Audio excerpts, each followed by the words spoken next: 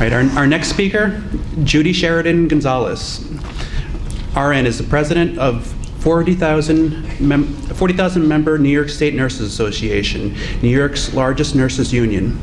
She worked with for over 30 years as an emergency room RN in the Montefiore Hospital in the Bronx, as well as a variety of other specialties in assorted healthcare environments.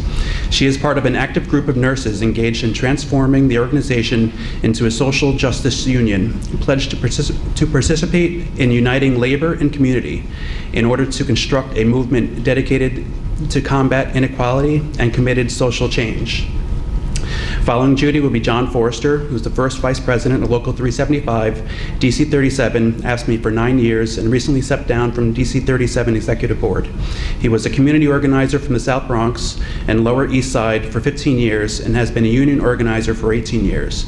He served on a host of labor committees from the People's Climate March in 2014.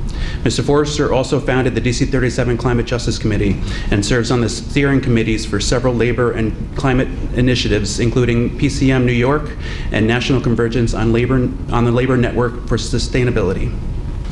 And Anna Orozco is the Climate Justice Policy and Programs Coordinator at Uprose. She was born and raised in New York City and has a strong commitment to social justice. She worked with an environmental justice organization based in California on a campaign that successfully stopped an expansion project at the Chevron oil refinery, which was being built in a predominantly low-income community of color. Ms. Orozco also worked on several policy issues affecting the Latino community in New York City and in the field of HIV and AIDS education and prevention. So please welcome them. This is really wonderful because Henry kind of introduced this topic, and I'm going to show you stuff that we do for popular education for our members. I agree with Henry. If our members aren't mobilizing around this, aren't hysterical about this, and aren't pushing this as union members, or our communities aren't up in arms about it, we're not going to be able to win this because it's kind of abstract. It's not one of those things that hit people immediately until we get a hurricane or a really terrible climate disaster. But it's something that really does require people to be educated about, to understand, and to be very concerned about, and feel like this, as Naomi Klein said, this does change everything. So as a nurses union, we have 40,000 members. We did identify climate change as a health emergency. It's also a societal emergency, and we don't have the luxury to think about it. As union members and as nurses, we do defend marginalized communities, and we understand the consequences of climate change. The first thing we had to deal with is to clarify that climate change is not, that global warming is not a hoax, which is what we hear in some of the periodicals. This is just a quick graphic that we would show the difference in a very short period of time, 1984 to 2012. About half of the Arctic ice shelf has disappeared. This is pretty scary. Not just that we're losing ice, but what is the impact? So these are kind of the things that, I know probably this isn't preaching to the converted here, but this is what a lot of people don't understand. What are the impacts of these temperature changes? How does it affect our health as a people? If you look at the graphic, I don't know if you can see it that clearly for those in the back, people say, well, why are we getting so much snow if there's global warming? What does that mean? Well, the increase in precipitation in the environment is increasing these heavy snowstorms in the coastal areas. So that's why we're seeing all this snow in New York City, Washington, and all the kind of coastal regions. But in the mountains where we need it to prevent droughts and to have enough water, we're not seeing that snow, because this is a direct impact of climate change. And we also see the heavy rainfall, we see droughts, we see floods, we see hurricanes, and with the increasing temperatures, we also see our wildfires and all those kinds of things. So when we talk about fossil fuels, a lot of people don't even understand what that means, or they hear about carbon. So we're trying to explain, what are we talking about? Carbon-based fuels is what we mean when we say fossil fuels. And again, this is like a popular education piece for members who have asked these questions. How do we link carbon dioxide? What happens? And we talk about it being captured and stored. Carbon dioxide is released into the atmosphere when you don't capture and store it, which is what happens. So the release of this sequestered carbon dioxide, as well as methane, nitrogen, and water vapor, because of excavation, directly because of the excavation of oil, gas, and coal, that's what we're talking about when we talk about man-made contributions to global warming. So, a little history. Why was that? Why is that? So this carbon was removed millions of years ago by animal and plant life, and it was sequestered. When people ask, what's sequestration? You know, we try to break this down so people actually understand the science. It's important. So burning these fossil or carbon-based fuels releases that carbon, and we have the increase into the atmosphere. So why is that a problem? So carbon dioxide absorbs the heat emitted by the warm surface of the Earth, and it prevents its loss into space. As you can see on the one on the left, we have more heat escaping into space because it comes down with solar radiation, it re-radiates and it goes back up to space. But what happens with the greenhouse effect that's enhanced is it gets trapped by these gases and makes the planet warmer. In fact, it's so serious, I think Henry was talking about studying anthropology and in engineering. Some anthropologists, some geologists are saying we've entered a new epoch, a new era called the Anthropocene. There are debates about this. And if you look at this graphic, all those years have passed from when for time immemorial, and that tiny little thing on the top is our Holocene epoch, and they're saying that now the past 200 years, because of what's happened so dramatically, we might be entering a new era. So this scary stuff should get us all on board with saving the planet, and why isn't that happening? I think that we all know these people. These are the same people that are against unions, that are harming, that are against income, that are promoting the wealthy to get more money, and are the harbingers of income inequality. The 0.001% among the wealthiest families in the world, these climate deniers, their objective is to crush democracy and to do all the terrible things we know about. And to deny, they say climate change is a hoax. So years ago, maybe people thought the dinosaurs might have said climate change was a hoax, but look what happened. So the Koch brothers used their tax-free dollars to fight through their right-wing think tanks, not just about climate change, but all the issues. And what we try to emphasize to our members is that these same people, like the Koch brothers, one of them owns part of New York Presbyterian Hospital. These are the same people exploiting you on the job. They're the same people that are destroying your planet, and also destroying the possibility of a single-payer health plan, which is another thing we support. And so for our members, I know a lot of us, now people are making decisions about who to marry, not just because of their health care. I mean, we're finding that a lot. It does affect our members. And look at where that money's going. The US pharma company CEOs, look at their compensation. These are the beneficiaries of the current system. And they're all connected. These mega mergers, they're all connected. All these big time billionaires are connected.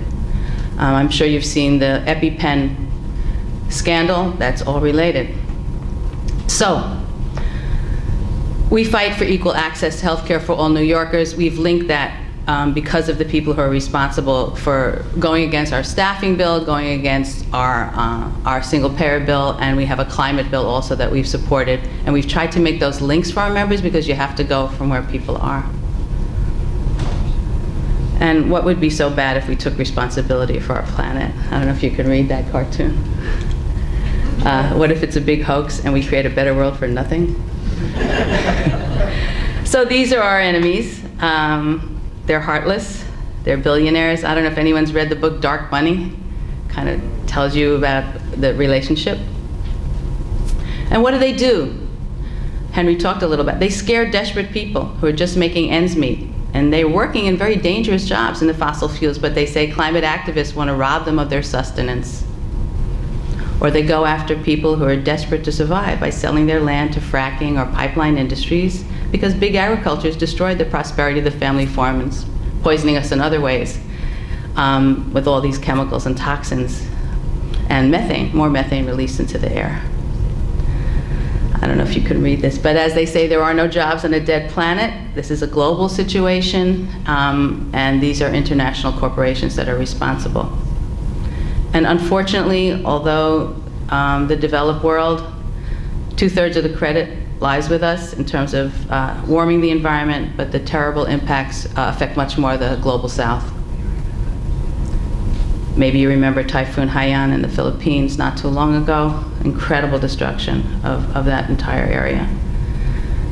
Also affecting the U.S., I think this has already been talked about by previous speakers, the increase in temperatures that have reached records across the nation. And we heard about Superstorm Sandy. I'm sure everybody here has experienced the ravages with the immediate effects of drownings. This is New Jersey. And then some people didn't survive. Cars went underwater. Incredible losses. We were involved in ferrying people outside of the hospitals, Bellevue and Coney Island, down stairways with, obviously we were not prepared for this storm, which is another sign, I think, of climate denial. And then the loss of houses and all kinds of possessions, homelessness, garbage, rats, mold, later coming into play and causing chronic problems, electrocution, bacterial infections. This is a picture of the Rockaways where the bay met the ocean. And there was no public health infrastructure. People still don't have homes in Staten Island and many areas. So what happened there was we as nurses, we had 1,000 nurses go and do door-to-door rescue in the immediate period, and that was city workers and public volunteers, teachers, professors, sanitation workers, transportation workers, all volunteered our time. Again, also we had Occupy Sandy, that movement. There was no FEMA, the Red Cross was sitting in their trucks, and when we were going door to door in buildings, we passed National Guard playing dominoes outside, waiting for orders. We said, could you escort us up to these high rises? We don't know what we're gonna find. They said, well, they had to wait for orders. And we actually transformed our strike van into a mobile clinic in Staten Island. Then you had the emergency shelters and those health effects. Wow, 5 minutes. Okay, I'm gonna run through the rest of it. You had the drought in Puerto Rico and the West Coast. Worst drought in the history of Puerto Rico. This is ground that used to be fertile. It's a fertile land. This is what happened last year. They shut off the water. There were areas that had no water for 5 days. No water in a hot, humid climate for 5 days. Water for 2 days. Uncontrollable wildfires in the West. That Blue Cut fire, 82,000 residents evacuated, 40,000 acres destroyed. After, looks like bombing, loss of animals. August, Louisiana, remember that? Trying to evacuate, same thing, same after effects. Then we have heat waves. This is to scare people. I hope you're scared if you're not scared yet. This is what we have to do. We have to show people what's going on so that they get outraged about it. The Intergovernmental Panel on Climate Change says that heat waves are so frequent. 40,000 people died in 2003 in Europe, the hottest time in 500 years, and these statistics go on. And because of these things, heart attacks, heat strokes, the emergency room that I work, we get overwhelmed with people crowding our emergency room. This is on a good day. And then we have air pollution. The Bronx, where I live, we have the highest asthma rates in the nation. Hospitalizations really affect young children and the elderly. We have many more deaths in our communities of color, largely in the New York City area. And in New York City, Latinos are 3 times more likely to die from asthma than any other population.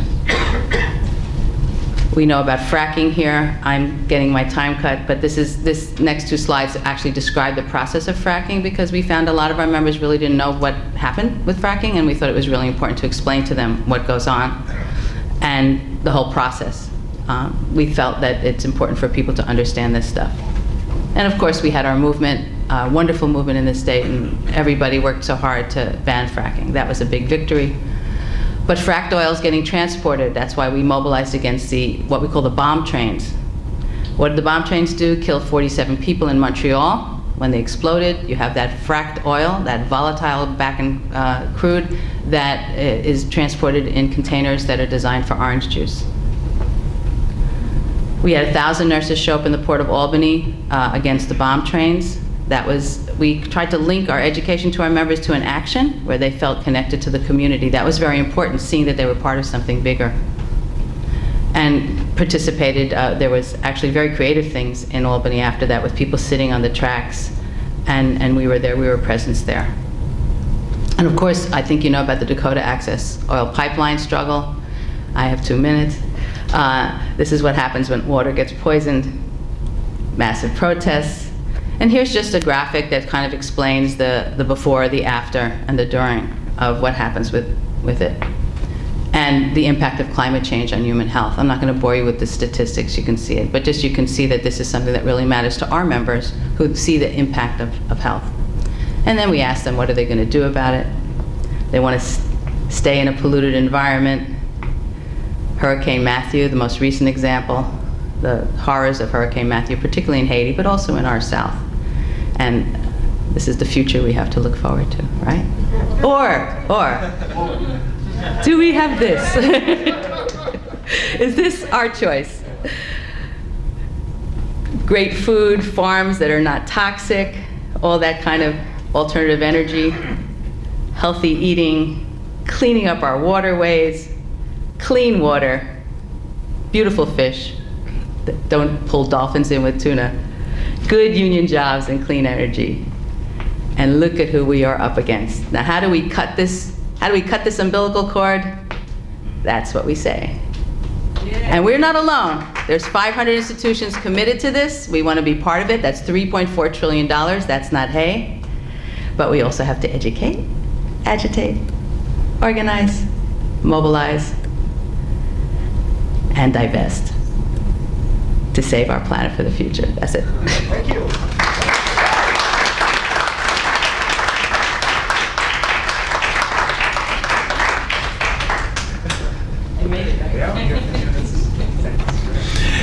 Thank you, Judy. We are going to have a little bit of a change in our program.